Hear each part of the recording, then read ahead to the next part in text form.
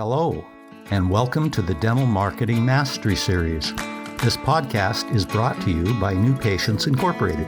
I'm Howie Horrocks, the founder of New Patients Incorporated, and along with me once again is my friend and partner and the Chief Executive Officer of New Patients Incorporated, Mark Dilitush. Hello, everybody.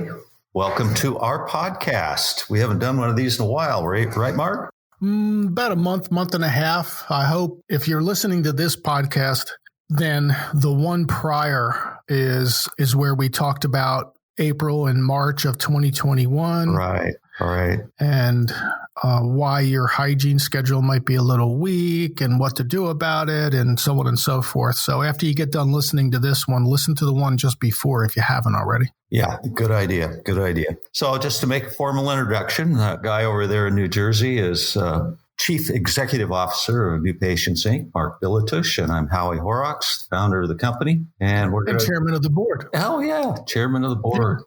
Yeah. And we're going to talk about Practice Control Center, NPI's Practice Control Center. Mark, why don't you tell everybody what that's about? Oh, boy. So Practice Control Center is the current state of evolution. State of the art? State of the art evolution of dentist clients telling us that they wanted more and why. And we basically figured out how and what.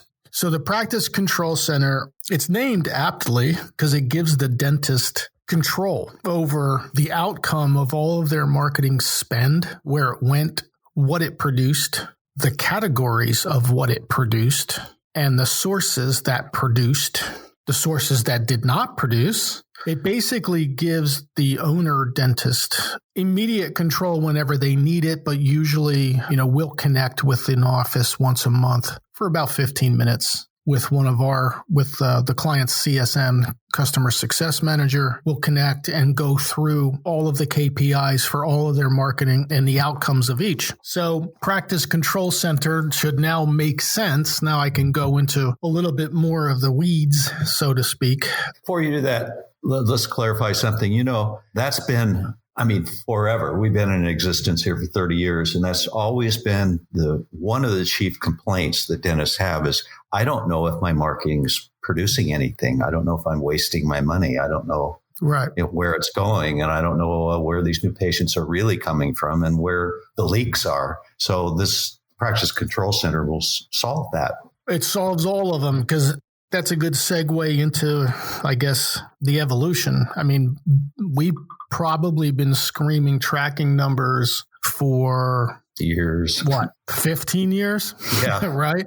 And it was very rudimentary, although at the time it was, I guess, kind of high tech. You would have a special number that forwards to the office's main line, and that number only existed on your advertising piece, whatever that is. And then there's a central reporting area where you could log in and look up all your calls and listen to them and so on and so forth. And that was basically the first iteration of the solution, was call tracking. And what it did for us is it allowed us to measure statistically performance in a crowd, in a group. In other words, all of our clients, which was good because it would allow us to then guide clients or prospective new clients appropriately, not based on how we feel or what we want to sell that month, but based on what actually is working and what's not working, right? So it helped everybody. It helped our clients and it helped us and helped everybody. So fast forward a few years, we noticed that our clients weren't even logging in. And when we would touch base with them, check in with them, they would admit it. I'm too busy. I'm a dentist. I have a dental practice. I have, patients, staff. Then I got to go, I go home. I got a family. I got all these other obligations. I simply don't have the time or energy or will to log into my call tracking dashboard and listen to all these calls and classify them and source them appropriately and so on and so forth. So we started hearing that, and then it kept coming, like sort of like a slow drum roll. right? Boom, boom, boom, boom. So over the years, and we try to encourage them, no, doc, here, that's okay. I'll send you a link once a month and just click it, go in there and listen, and you can guide your staff. You can source what else you can do? You can delegate it. You can give it to, Marianne or Dottie at your front desk, and they can log in. We'll give them a separate login. And then we started giving them separate logins in hope that the dentist would delegate and assign this task to somebody else on their team. And that worked for a couple extra dentists, but for the most part, it wasn't a total failure, but it was a mostly failure, right? Delegating. So that was part of the evolution. Then we started really ramping up our digital campaigns and the technology that we use to track our digital campaigns. This was quite a few years ago. And what we began to do was connect the call tracking to the analytics, to the classifications, to the sourcing in one place. And with our digital campaigns, specifically Google ad campaigns, this is part of that process.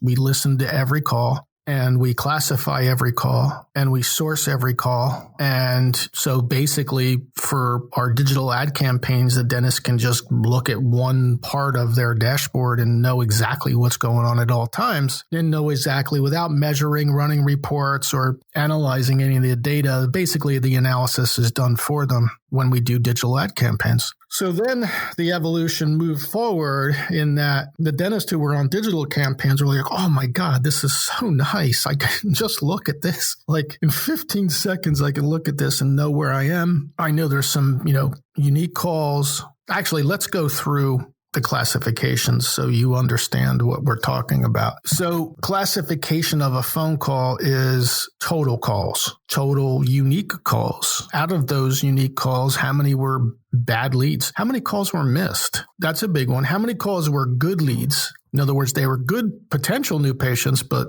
there was a swing and a miss somewhere in the conversation. And then how many of them became new patients, and it all categorized by source. So in our digital campaign standpoint, this would apply to our digital campaigns. So if you can just look at that from left to right for a digital campaign over a period of a month, you don't really need to dig into the weeds. The weeds are sitting right in front of you, staring you in the face. You know exactly what you spent, you know exactly what you got, you know exactly how many calls you missed, good leads, bad leads, new patients. And then you can source them to your practice management system probably in less than 5 minutes a month, and then you're done. And most of our clients delegate that because it's really easy now that we classify everything. The other thing we do is we rate the interaction with the team during the call. So 1 through 5 stars, very similar to Google. And then we'll put notes in where they might improve. So all of this is done for all of our clients on digital campaigns, and that's still not even the practice control center.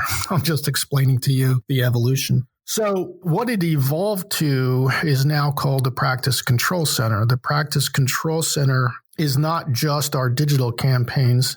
It's also all of our offline campaigns and our digital campaigns broken out into many media categories. And I'll give you an example. Like Google Ad is a pretty common example. Organic search. So if you want to see how much money you're making on your SEO investment, you'll be able to see that. You'll be able to quantify that without running reports, without having to dig in. Like it's just kind of right there in front of you. So, but also social. How many calls are you getting from social? How many new patients are you getting from just your Google business listing? That's the local box of a search. How much money are you making just from that? That's a good question. Social, Facebook, what kind of traffic are you getting? What kind of calls are you getting off of your effort on your Facebook page trying to generate engagement? Good question. How about mail? Your trifolds, your postcards, your magazines, whatever you're doing, or a print ad or anything. Okay. Literally anything. Radio spots. Right. Anything that you're doing that's spending almost any amount of money on. Now you can actually literally see all the media you're using down the left-hand side and the classification across the top. Total calls, unique calls, missed calls, so on and so forth. Good leads, bad leads, new patients. And then all the way over to the right, what we've done is we've compared your media results against all of our clients' media results. So now you'll be able to see, okay, this is great. This is where I am. These are the results I got. This is the number of new patients I got from this spend, from this media. That's awesome. But how does that stack up against my peers? Yeah. Right? How does is that good? I don't even, and we get the question a lot. We get, hey, client would say, hey, Rachel, this is awesome. Thank you. But is this good? They don't know if it's good, right? So we show them for each of those media categories. So if they're in digital ads or in mail or SEO or social, whatever they're in, we can actually measure their results against all of our clients who also are in those media types. Now, it doesn't mean, look, there's still great dental markets and there's still really competitive dental markets. And we all know that you have to do more and better marketing in competitive markets than you do in non-competitive markets. This is still a business driven by supply and demand. So your average, it's a number. Like if you're in the 50 percentile of all of our clients, you're doing great. You're doing awesome, actually. If you're over 50%, over the 50 percentile of all of our clients in any of those media categories, you're doing tremendously. So basically what the Practice Control Center did, or what it was, it's an evolution of the steps we've taken over, 15 years? To try and get the dentist what they really want at the end of the day.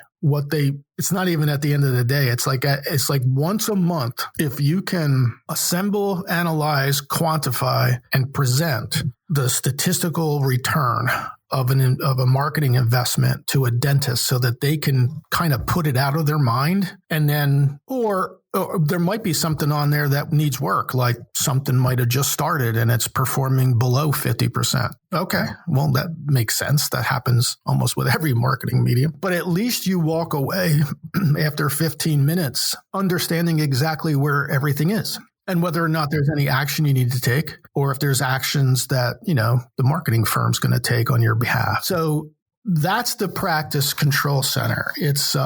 It's kind of like those movies, those sci-fi movies where, I don't know, they're sitting in front of what looks like a piece of glass and these computer images are coming up in front of them and they're grabbing them and pushing them off to the right or the left or what have you. Yeah. It's really, the feedback we've gotten is, I'm not sure dentists understand more about their practice than they did before because we always provided the data to them. I think what we've accomplished with the Practice Control Center now is they can consume the data in about 1/10 the time for 1/100th the effort. And they can assess the status of all their marketing in one place in 15 minutes a month. And then I think the biggest benefit is they don't have to worry about it anymore. Yeah. Honestly, I think that's probably, it's just a stress relief. It is what I'm getting from the feedback from the dentists. And we've also heard, why didn't we do this years ago? Right. And the answer is we didn't have, the tech and the platform to do it, but we do now. So that's Practice Control Center. It is a side benefit of where we're taking the company, which is to provide all media, all marketing for a practice who chooses to have one source, right? Rather than have 8 or 9 different people to talk to about all their marketing. This is the direction of our company, and the Practice Control Center platform pretty much brings all of that stuff together. So there you have it. Yeah, absolutely. Well, we want to close out here by thanking you all for tuning in, and we hope that you tune in next time. Until then, we'll see you. Bye. We hope you've enjoyed our podcast today. You can get all of our podcasts on iTunes, Stitcher, and Libsyn.com, and on our website, newpatientsinc.com.